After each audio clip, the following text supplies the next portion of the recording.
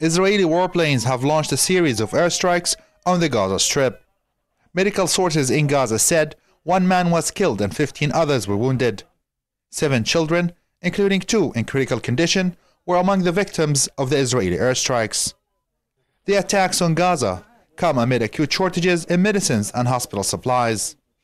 Israel claimed that the warplanes attacked the impoverished coastal enclave in retaliation for rockets fired from Gaza.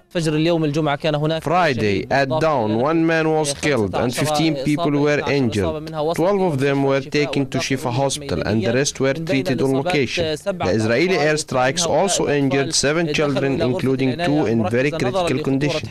2 elderly people and 2 women were also injured.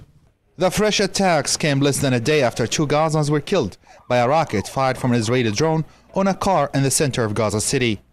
Families of the victims expressed their anger at what they called new Israeli crime against the people of Gaza. This is a very sad time for me and all the family. My nephew and his children were sleeping and all of a sudden their house was hit by a rocket. Now my nephew is dead and 2 of his children are in very critical condition. It is hard to imagine something like this happening to these people who never harmed anyone. Only criminals could do such thing to innocent people. The Israeli military frequently bombs the Gaza Strip, saying the actions are being conducted for defensive purposes. But analysts say Israel wants to provoke Palestinian factions into retaliation.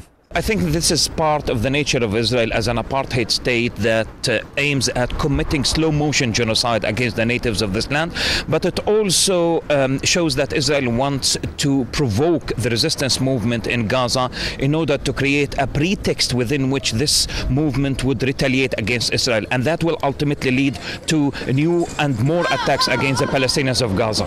The surge in attacks over the last week has prompted fears of a would-be war in Gaza, which is still recovering from a devastating 22-day war back in late 2008. Israel has been making threats against the Gaza Strip in recent weeks, and as the anniversary of Israel's 22-day war in Gaza draws near, Palestinians in Gaza say they are bracing themselves for more Israeli attacks. Ashraf Shannon, PressTV Gaza.